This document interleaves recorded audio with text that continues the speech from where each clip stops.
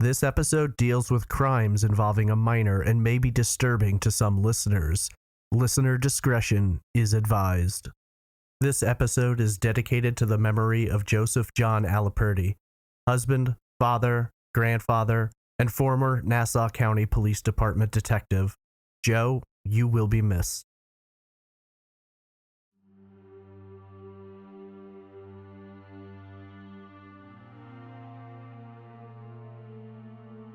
Jaliek Rainwalker came into the world under difficult circumstances.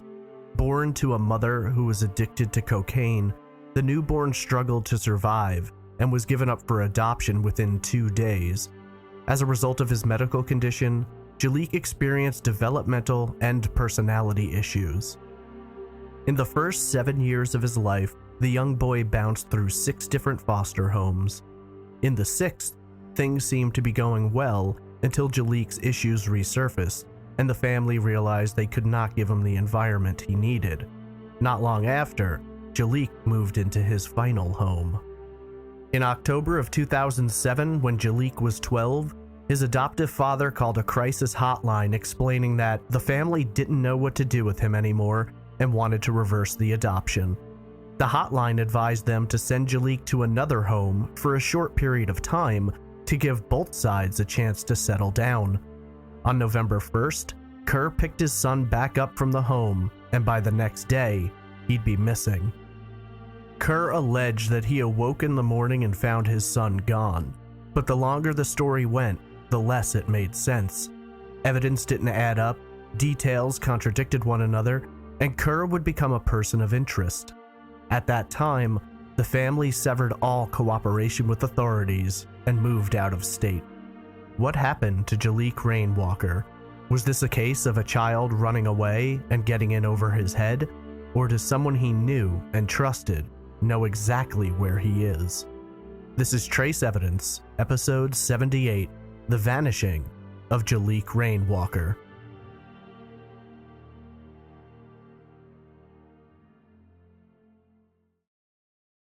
Welcome to Trace Evidence. I'm your host, Stephen Pacheco.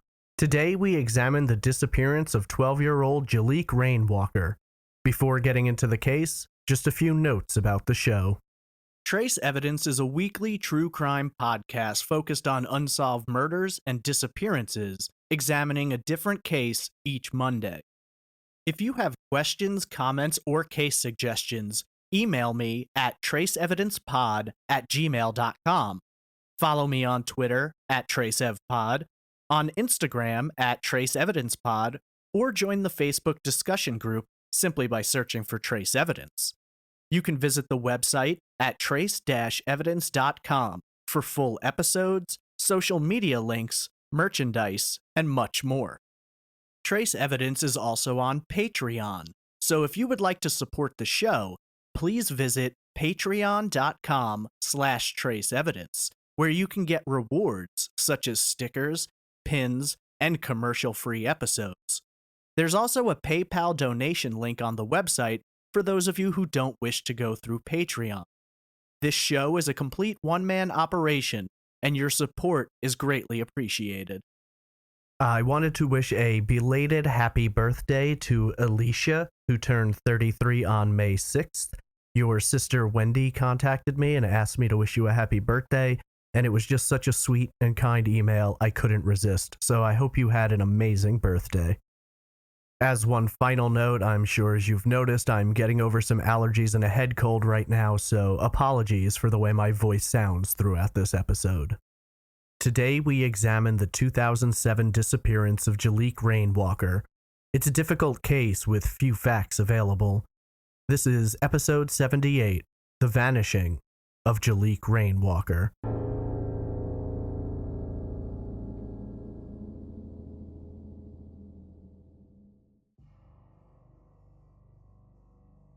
Jaliek L. Rainwalker was born on August 2nd, 1995 in Albany, New York.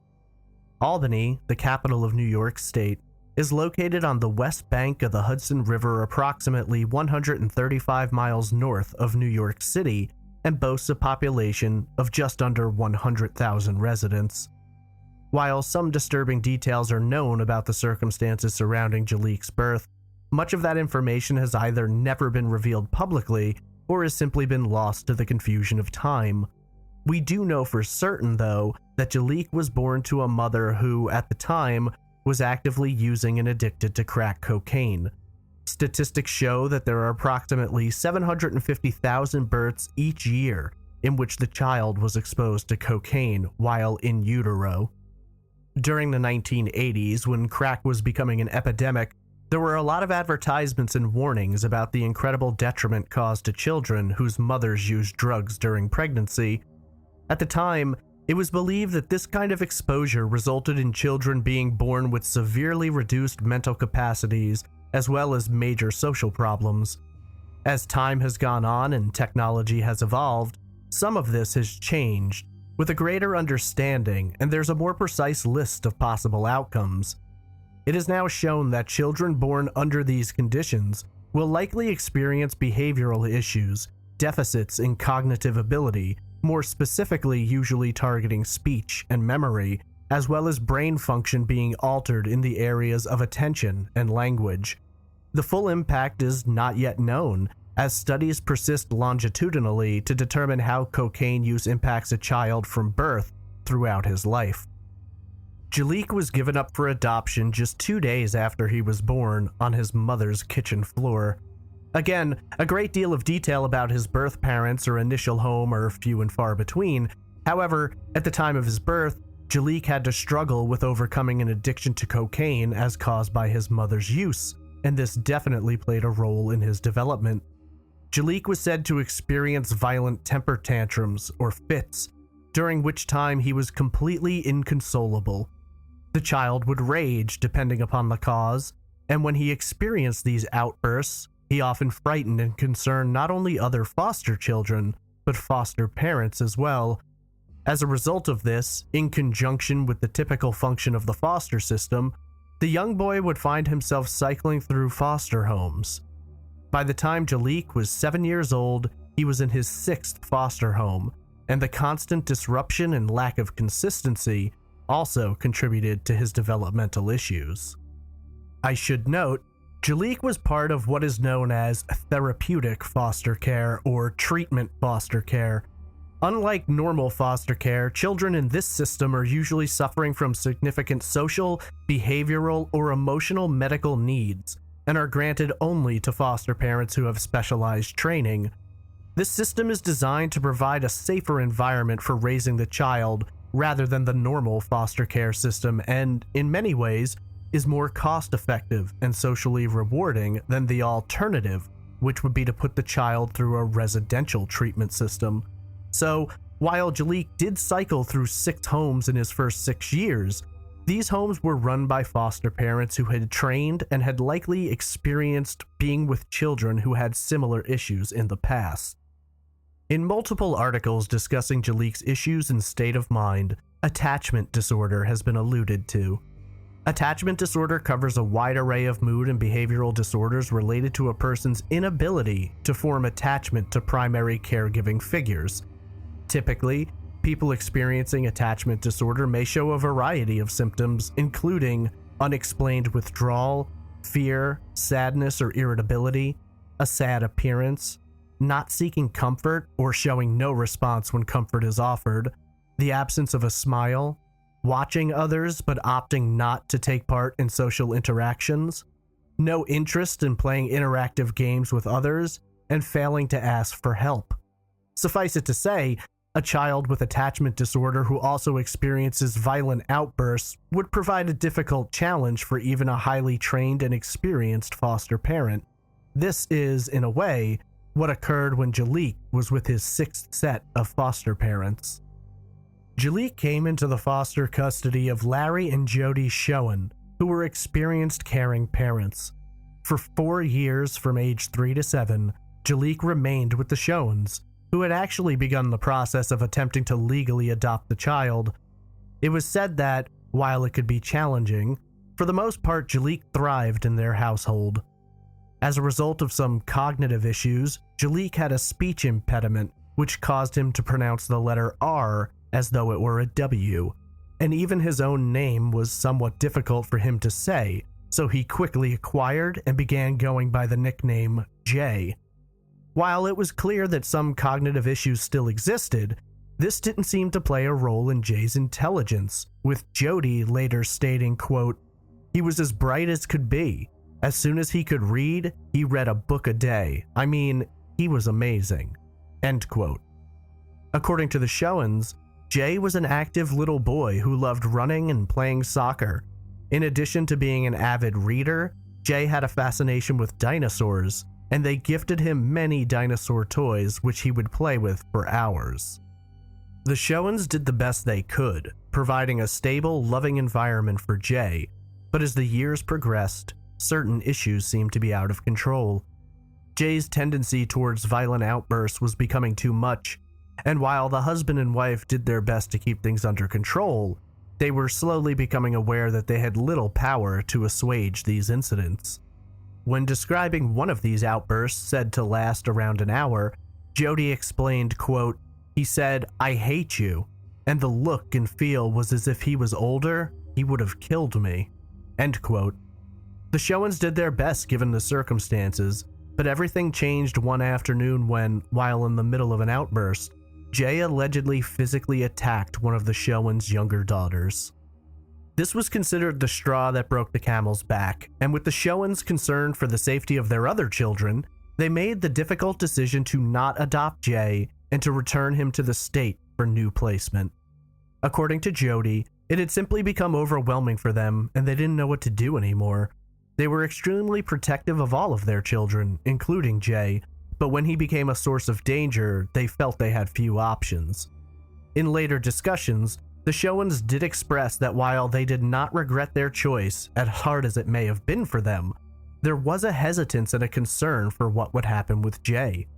It wasn't long before Jay would find himself in his final foster home, one which the Showens couldn't help but be concerned about.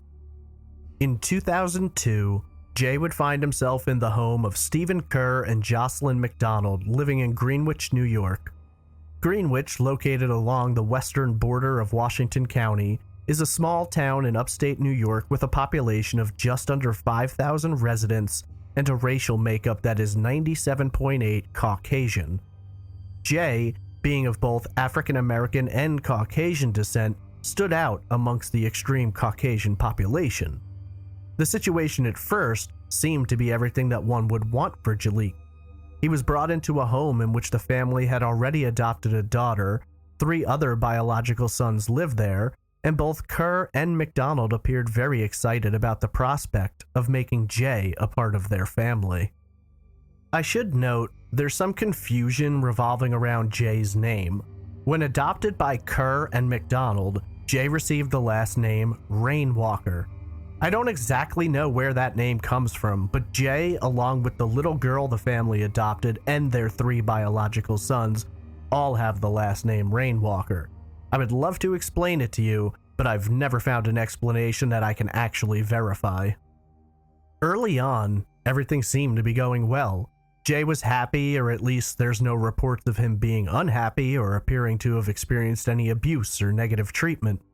Kerr and McDonald would ultimately pursue and succeed in being granted full adoption of the young boy. After a difficult early life and moving from home to home, it appeared that Jay had finally found a permanent residence. Of course, there were some details which would later be revealed showing that perhaps not everyone believed that all was well in the home.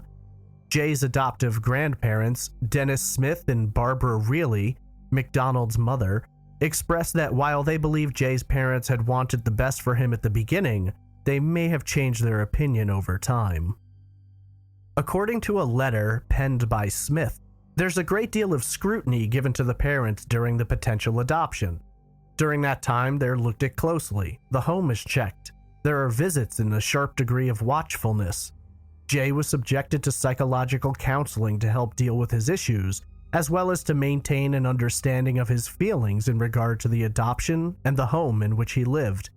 However, when adoption is finalized and the judge rules in favor of the process, much, if not all of that scrutiny begins to die down, and soon it's left to his new family to ensure that the child is taken care of properly.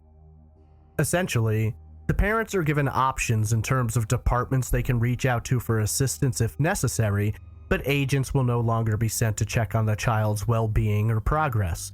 According to Smith, while he believes McDonald and Kerr started off with the best of intentions, that may have shifted, and during times where Jay became difficult, there was a debate about trying to reverse that adoption. In an interview, Reilly later stated, quote, "I really feel like Jocelyn and Steven's intentions were noble in the beginning, but they learned to work the system." End quote. Both Smith and Reilly have expressed concerns that Jay and his adoptive sister may not have been treated equally or as well as the family's biological children. Reportedly, and I have to say all of this is hearsay, Jay and the little girl the family adopted were treated quite unfairly. There have been multiple statements addressing the idea that while the biological children were allowed to stay up late, play outside, have lots of toys, and have snacks, Jay and his adopted sister were often sequestered, not allowed to play with others, had limited access to toys and games, were not given snacks, and were often put to bed as early as 6 p.m. Kerr and McDonald denied these statements, claiming that Jay had been treated just the same as the other children, and that despite their sincerest efforts, they were unable to break through. It should also be noted that reports of the time suggest that the home in which Jay lived was not a typical home.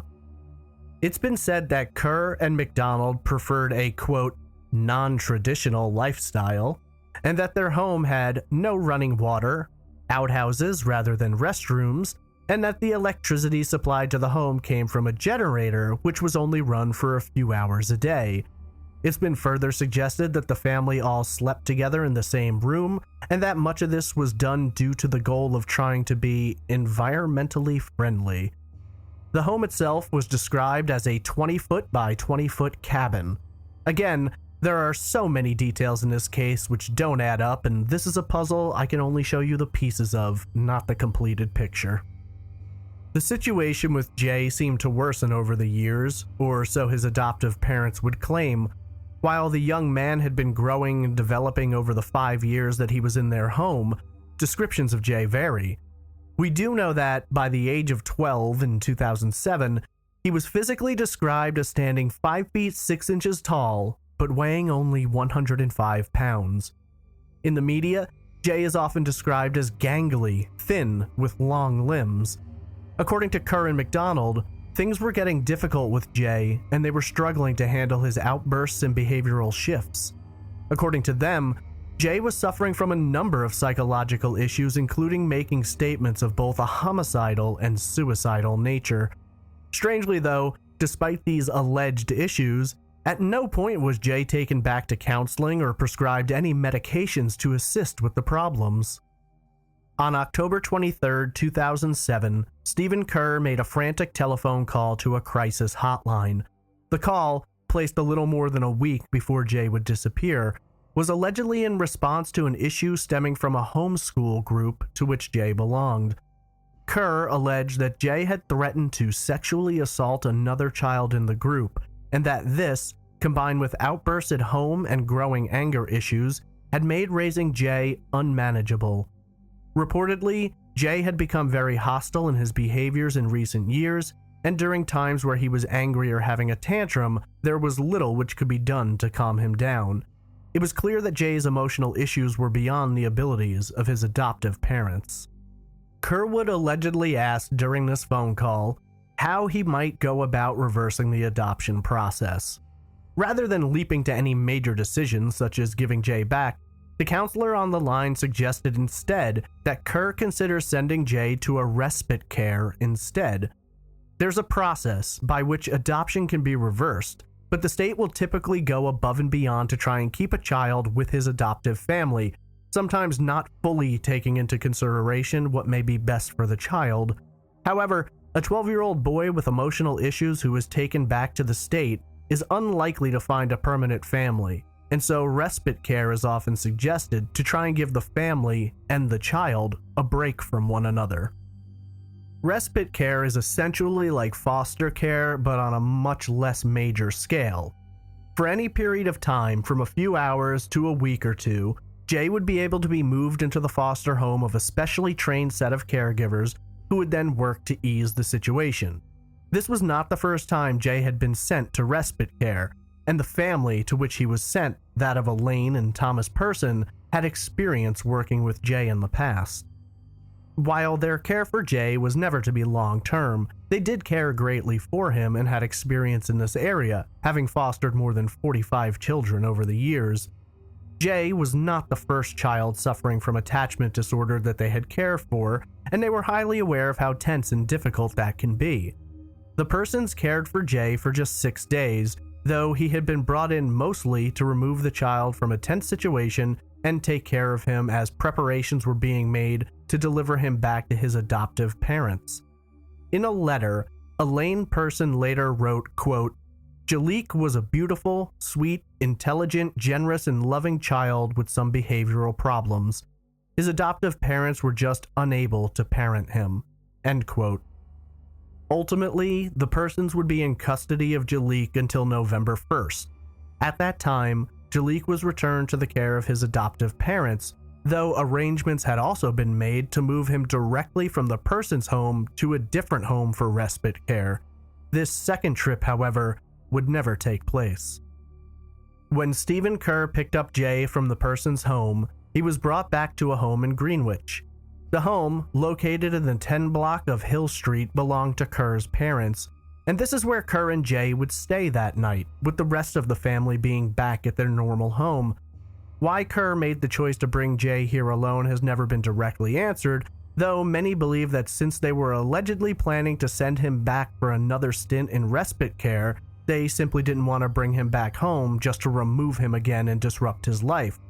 Others have speculated that McDonald was done with Jay and no longer wanted to try and raise him and was, therefore, opposing him returning to the home at all. Again, there's some confusion about this home, too. In some reports, Kerr's parents lived in the home and were present when Jay was brought there. I've even seen some articles suggesting that Kerr's parents became aware of Jay's disappearance when they found his bed empty. However, other reports have stated that while Kerr's parents owned the home, they didn't live in it at the time, and that was when Jay was brought there. Only he and his father were present. Still, I've read yet other accounts that the parents did live there but were out of town on a vacation at this time. Regardless, what we do know is that, according to official reports, Stephen Kerr is the last person to have seen Jay alive. On the evening of October 31st, 2007, Kerr alleges that he put Jay to sleep and that all was well during that time.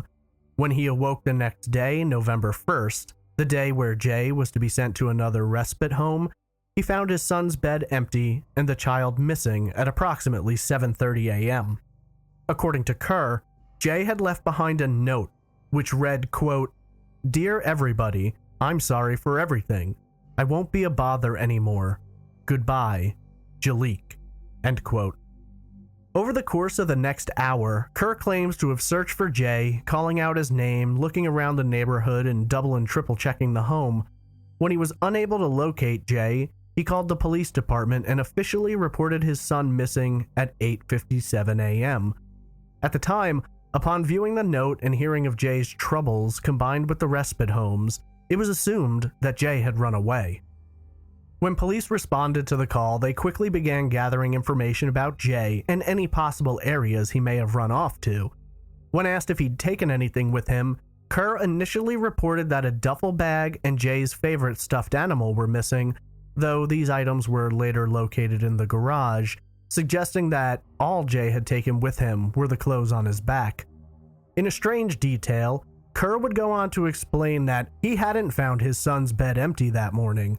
Instead, in addition to the note, he'd found that Jay had stuffed clothing and pillows beneath the blankets to make it appear as if he was still in his bed. This is certainly something people have done in the past, though if one is to leave behind a note explaining that he's leaving home, trying to trick someone into believing you're still in bed doesn't make a great deal of sense, but we are dealing with a 12-year-old. A massive search was launched looking for Jay. His description was put out to all local media and reporters, and they descended on the family. Very rapidly, Jay's disappearance had become headline news, and organizations from all over the country were reaching out to offer their assistance.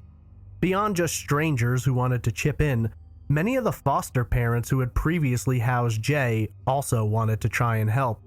The Persons, as well as the Showens, were very concerned, as were Jay's adoptive grandparents. Kerr's parents' home was located in a remote area with a lot of woods and lakes nearby.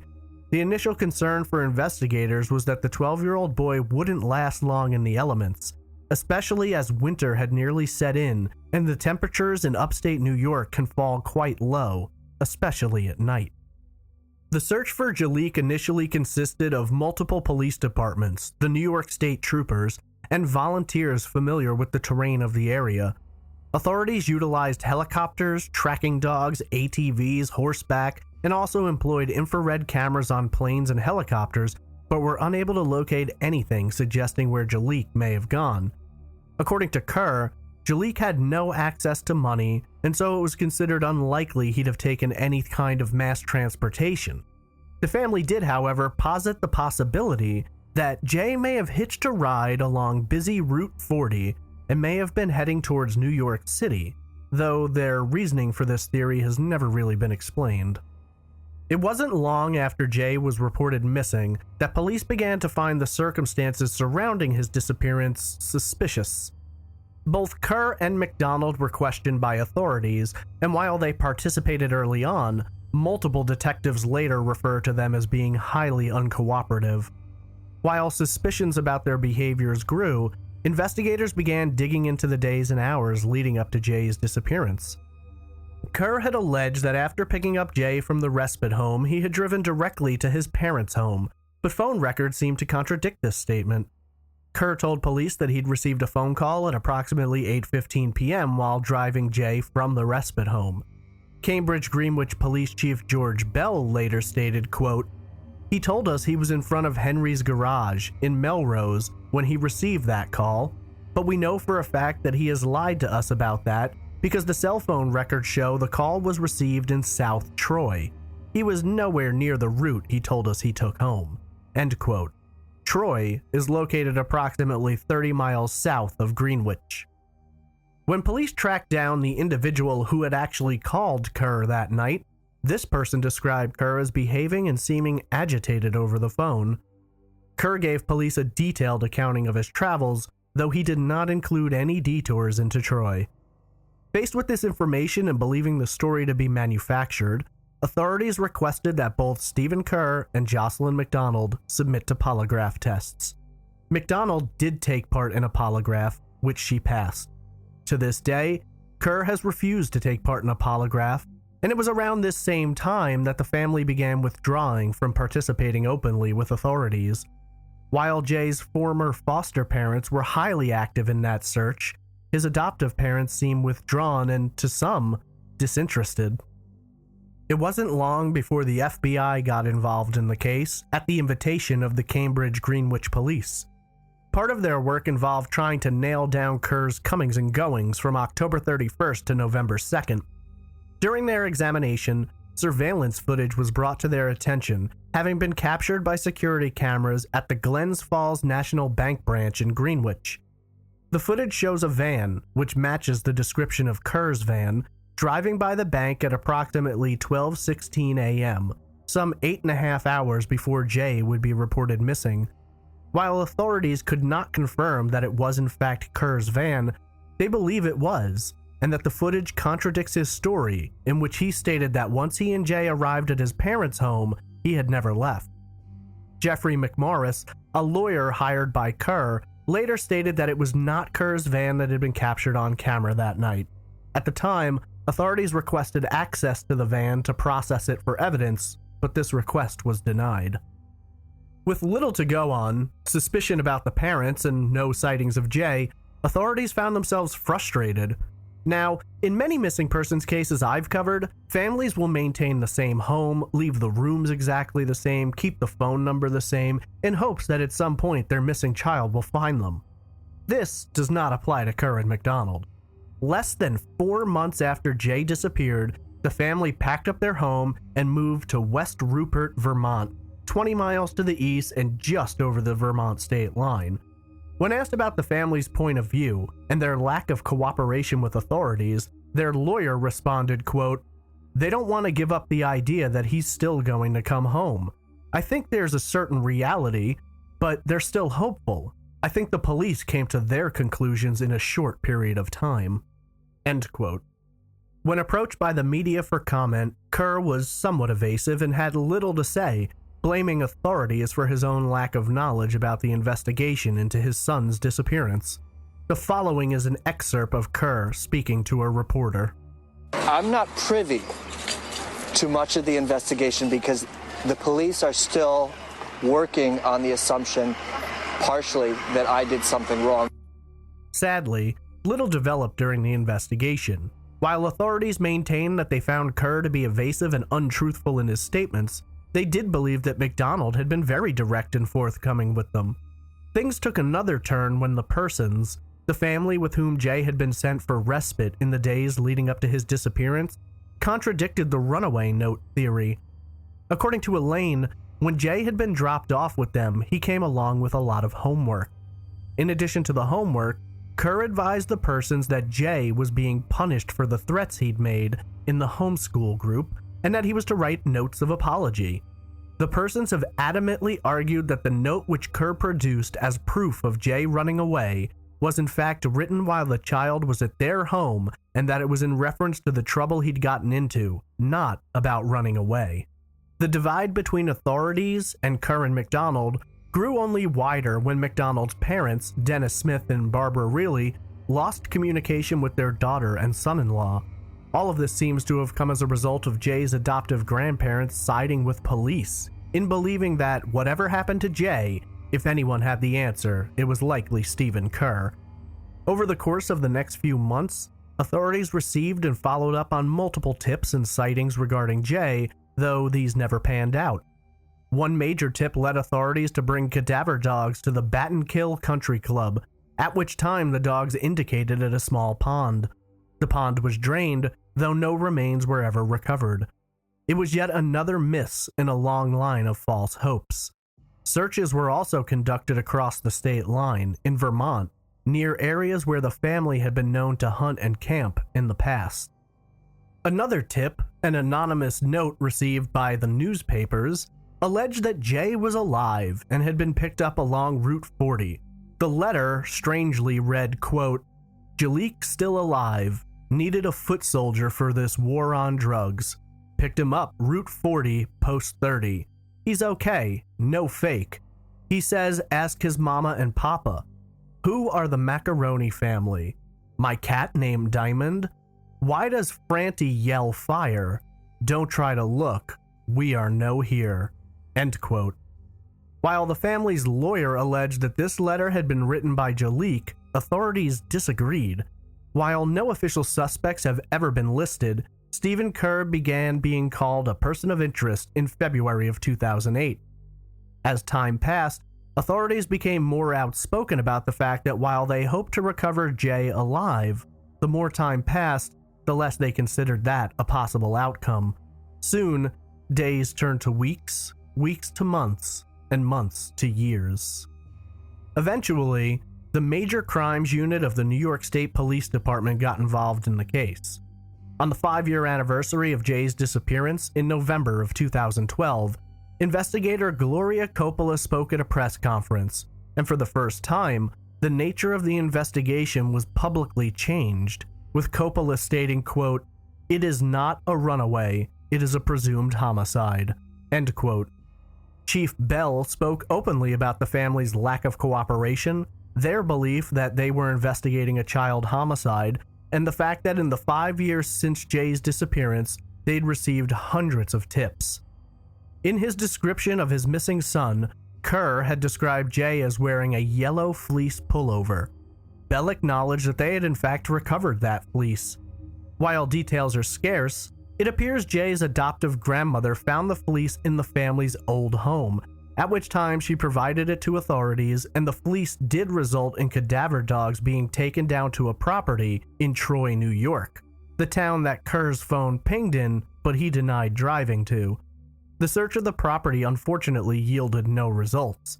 Divers also searched the Hudson River nearby, though again, discovered nothing. When asked for comment about the change of status of the case, the family's lawyer responded, quote, "They firmly believe their son is out there, safe, alive, and will come home someday. I don't know what would have prompted police to make this change." End quote.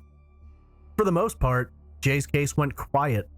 Authorities continued to work it, and a group made up of adoptive grandparents, volunteers, and former foster parents created a task force focused on drumming up attention. A $25,000 reward was offered for information leading to Jay's whereabouts. Billboards were placed along Route 40 bearing Jay's image, and flyers were dispersed all across the country.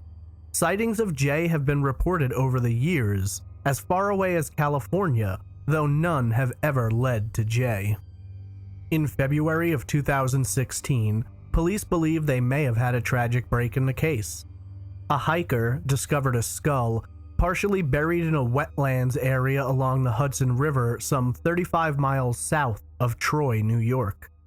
Chief Bell was contacted when a forensic examination of the skull determined it had likely belonged to a boy between the ages of 10 and 13 years old. While this was certainly not the outcome investigators wanted, it appeared to be the first major lead they had found. According to Bell's statements at the time, it was believed the skull had been there for between 5 and 10 years, whereas Jay had disappeared 9 years earlier, fitting that potential profile. 3 months later, though, in May, authorities confirmed to reporters that the skull did not belong to Jay, and that further examination verified the skull belonged to a man much older than Jay had been when he disappeared.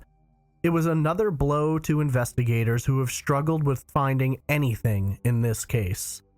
In interviews with prosecutors at the district's attorney's office, multiple statements were made that while there is evidence, and the DA does speak to the police about this case, they do not yet feel they have enough to guarantee a conviction, and they have no desire to risk losing out on justice by tempting double jeopardy.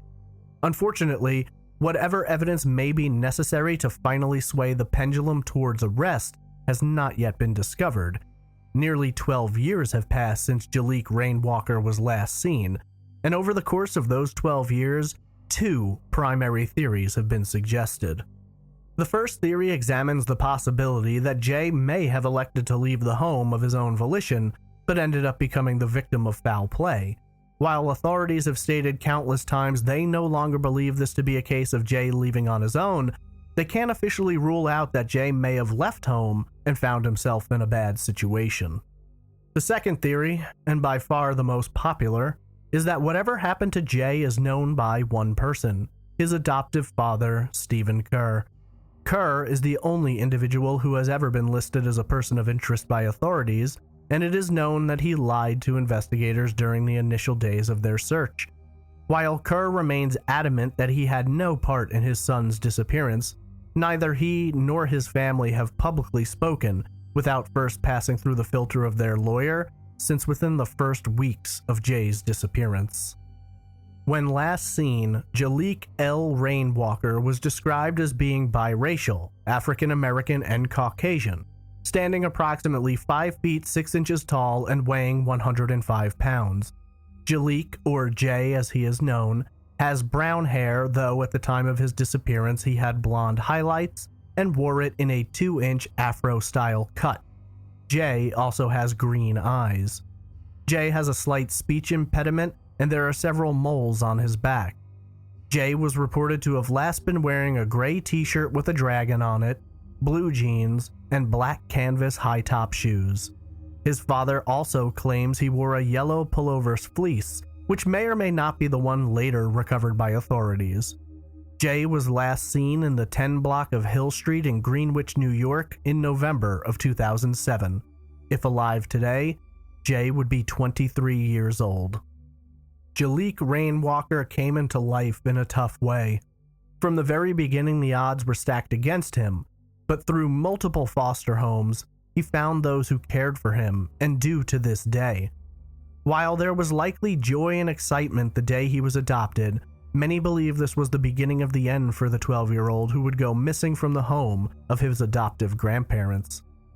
Following his disappearance, the stories simply didn't make any sense and the facts don't add up. For nearly 12 years now, many have wondered what became of Jay and who may hold the answers to that question. While suspicions abound for the time being, the answers remain elusive and justice is held at bay. Hopefully, though, a resolution is not too far away, and the dedication and devotion of the police, Jay's former foster parents, and his grandparents may finally be able to discover the truth and find closure in its light.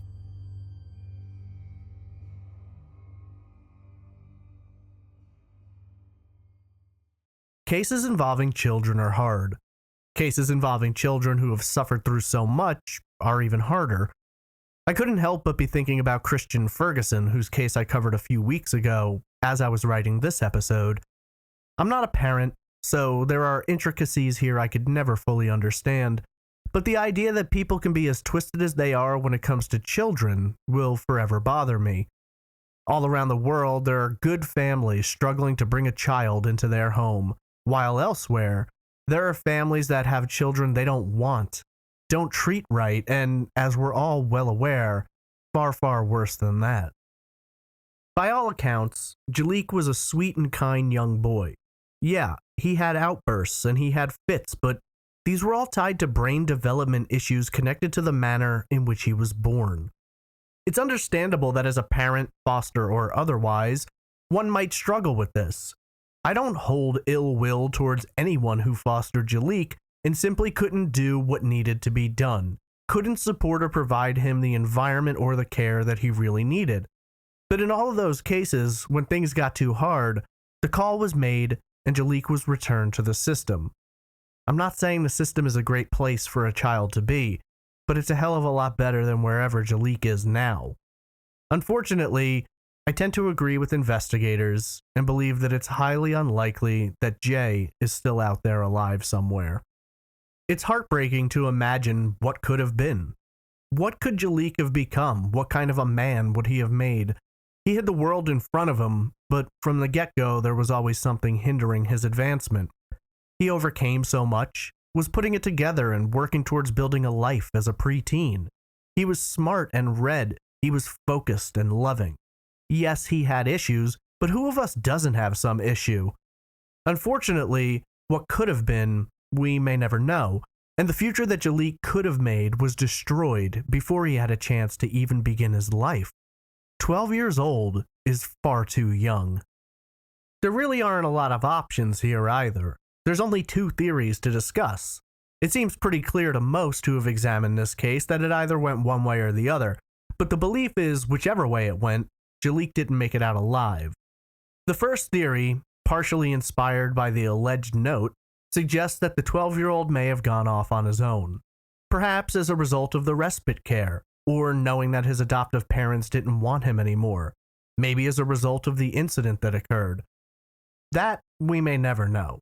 Children do run away, but rarely does a child run away and within hours have hundreds of police searching and is somehow able to slip by everyone. So let's examine it and let's just for the sake of argument say that Jaliek did decide to run off in the middle of the night. There's not a lot of places for a 12-year-old not dressed for the cold of an upstate New York November night to go. At least not a lot of places that are going to be safe. Jaliek had a couple of options. He could have run into the wilderness, though how many 12-year-old boys are willing to go running into the darkness of the woods in the middle of a cold night on their own? Sure, some will, but it doesn't seem that likely. I can't speak to Jaliek's state of mind at the time, but I know when I was 12, I wasn't going running in any dark wooded areas in the middle of the night, but maybe he had more courage than I did.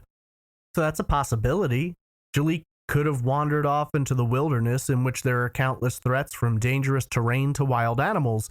Almost anything could have happened under those circumstances. The problem becomes when that wilderness is being combed by police and searchers as infrared cameras soar up above and not a single thing is found. Not a sighting, not a shoe, not a scrap of clothing, little footprints in the dirt, nothing. Tracking dogs never picked up a scent in those areas, and the only time cadaver dogs did pick up anything, it led to nothing. So, could a 12-year-old boy wander into the woods and somehow escape all modes of detection? Yeah, but it's not that likely. So, he could have gone the other way. Instead of heading towards the wilderness, maybe he wandered the streets, walking through dimly lit neighborhoods in the cold morning dew. Passers-by could have seen him, stopped. Anyone could have offered him a ride with good or bad intentions. What I suppose you have to ask yourself is how many people are prone to abducting small children also happen to be driving around with nowhere to go in the early morning or late night hours on the off chance that they just happen upon a child to abduct, especially in a small town of less than 5,000. Again, statistically, it just doesn't seem all that probable. Jaliek didn't have any money on him. He couldn't call a cab or hop on a bus. So if he made it a great distance away from the home, it could only have been through the aid of someone else. The problem with all this is nobody saw him. No one driving home from a party or off to work. No one walking their dog or just staring out the window. It's not as if the police received a ton of calls saying that a boy had been seen walking by himself overnight or in the morning, and within hours, everyone in town basically already knew to be on the lookout. You'd have to imagine that someone would have remembered seeing a young boy out on his own. This doesn't happen. So it would have had to have been one of those instances where Jaliek was spotted by one person and one person only, and that's the person who could have done something with him and may be responsible for his disappearance.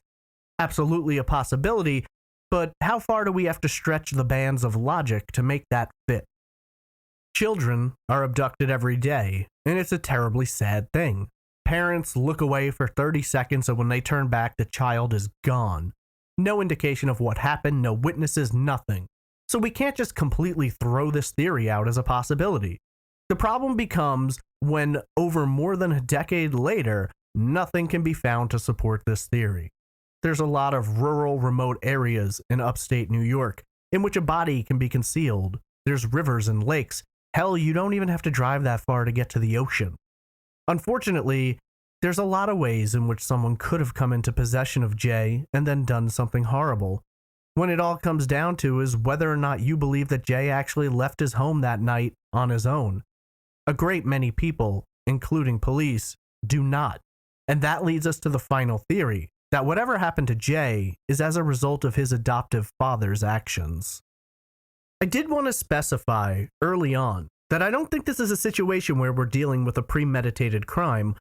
Jocelyn McDonald passed her polygraph. She was cooperative with police. She answered all the questions they had to ask. I don't believe she was involved in a plot to eliminate Jay from her family's life. Now, that being said, there have been statements made that following the incident with Jay, where he allegedly threatened another student in the home group, that she drew a line and told Stephen that she no longer wanted Jay living in their home. This is why many people believe that Kerr took Jay to his parents' home.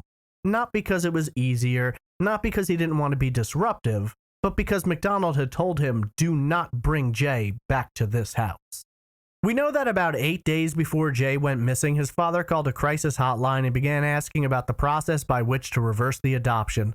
Now, reportedly, the person on the phone explained that that was impossible and you simply couldn't reverse an adoption. It's not entirely true, though I wouldn't be surprised if Kerr had been told that, because a lot of parents probably call that number in the midst of chaos, and after they calm down, realize they're being rash in their choices. Either way, the respite home idea was suggested and Kerr seemed eager to do it. So, Jay was taken to the home of Elaine and Thomas Persons, where he had been before. According to the Persons, Jay was fine during that time. He behaved well, did his homework, followed their instructions, and even wrote notes apologizing for his behavior, as they had asked him to do. Of course, this makes sense as we know that Jay's fits, while difficult and trying, didn't typically last longer than an hour or so. Jay was set to stay with the Persons for 6 days, which he ended up doing. Following the final day, Kerr was to pick his son up, and he'd already been working on lining up another home for respite, though I'm not sure why if he wanted to do that, he couldn't have just left Jay with the Persons for longer. Maybe they had a reason why they couldn't do it at the time. Either way, it was clear that Kerr was going to spend the night with his son and then give him to someone else for whatever period of time. Now, I'm not trying to judge Kerr or McDonald. I've been around kids, I know how it can be, and I'm fully aware that I'm not the right person to have children, which is why I don't.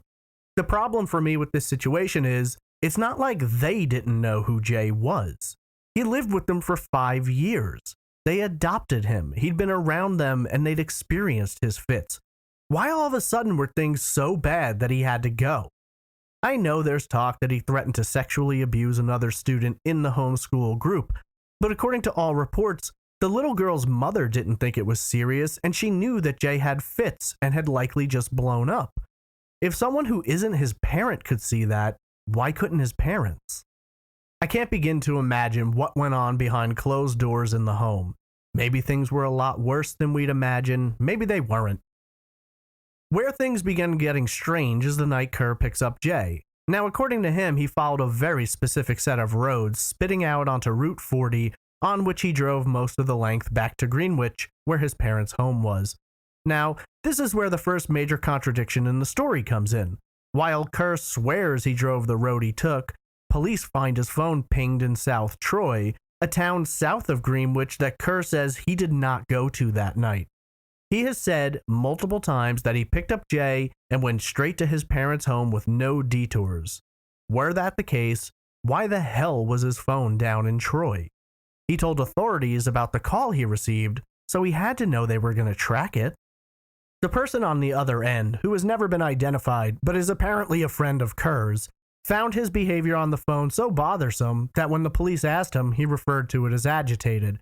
Now, that's a personal interpretation open to a subjective point of view, but you're probably not going to say that someone who is behaving normally was agitated.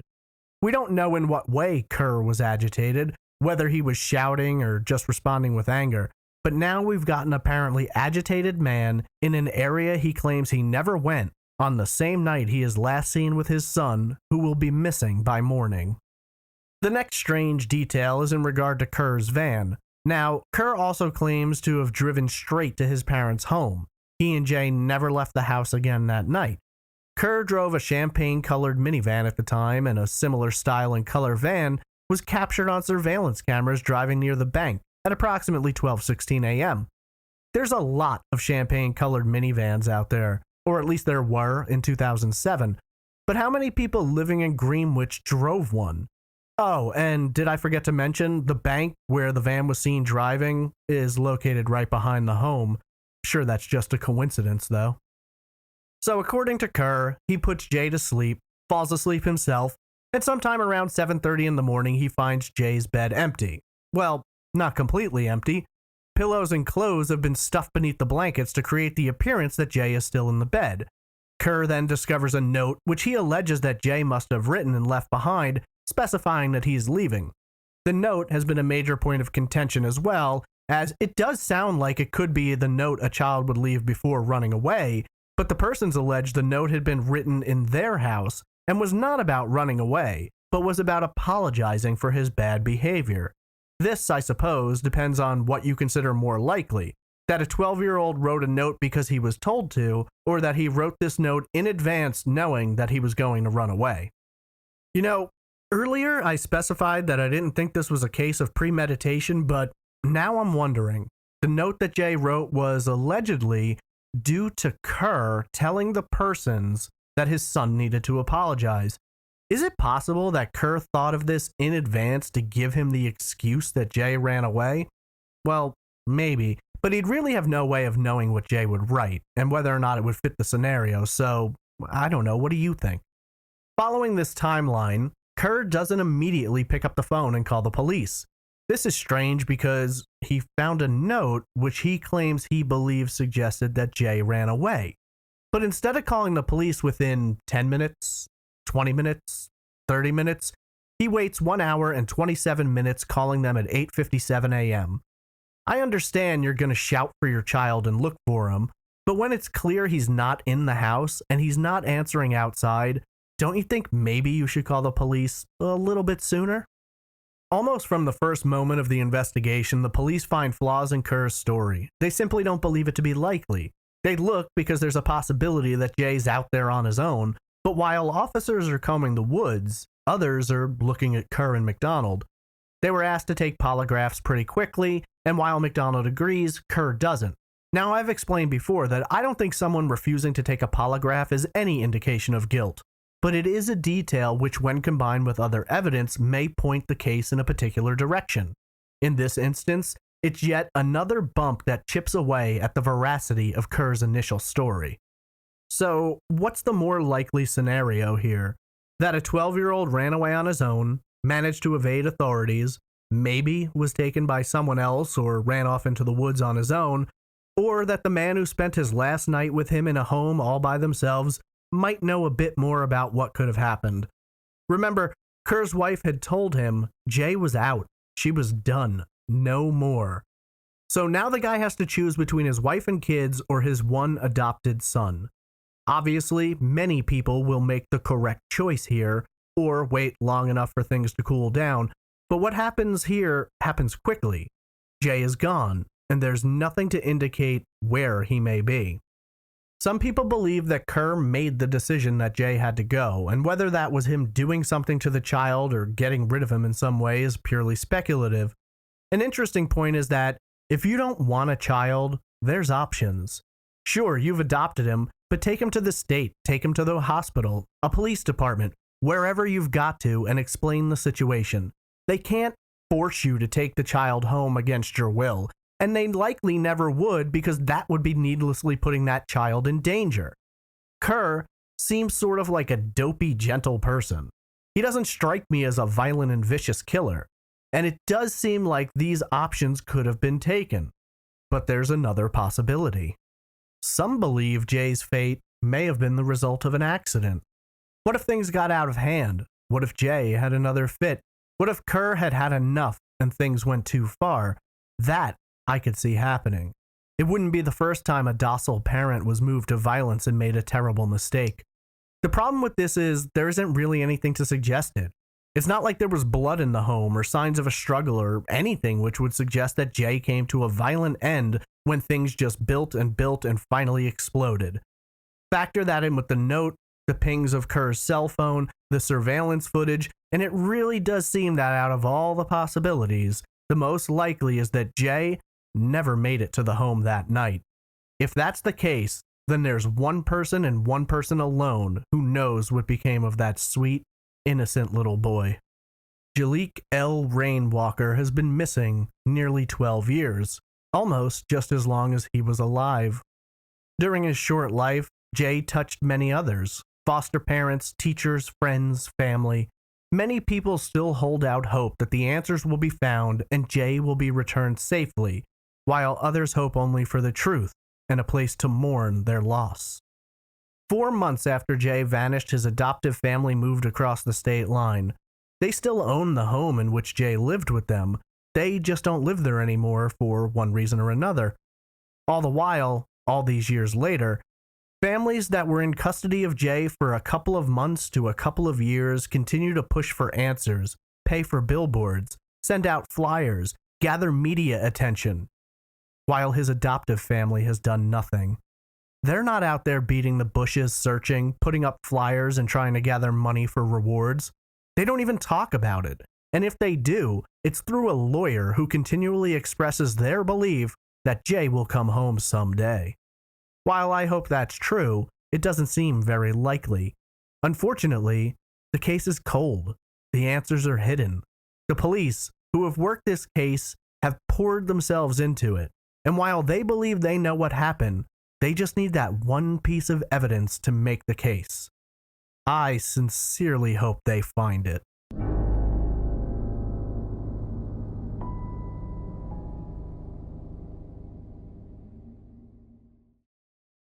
If you're looking for more information about the vanishing of Jaliek Rainwalker, there are many websites, forums, and archived news articles discussing his case.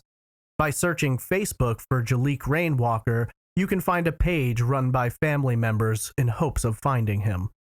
If you have any information about the vanishing of Jaliek Rainwalker, please contact the Cambridge Greenwich Police Department or the FBI. What do you believe happened? Tweet me at TraceEvPod, message me on Instagram at TraceEvidencePod, email me at traceevidencepod@gmail.com or comment in the Facebook group. A special shout out goes out to Patreon producers Emily Smith, Kate Alexander, Megan Cotter, Randy Weiland, Tom Archer, Megan, Alicia Lorraine, Tara Doble, Eamon Brady, Chandra Moreau, Krista Colvin, and Deani Dyson. If you're interested in supporting Trace Evidence, please visit patreon.com/traceevidence. Visit trace-evidence.com for all episodes, social media links, merchandise, and more. I want to thank you all for listening to this episode, and remind you that if you're planning to attend CrimeCon in New Orleans, to use the promo code TRACE19 for 10% off a standard badge. I'll be on Podcast Row and can't wait to meet all of you. I hope you'll join me next week for another unsolved case on the next episode of Trace Evidence.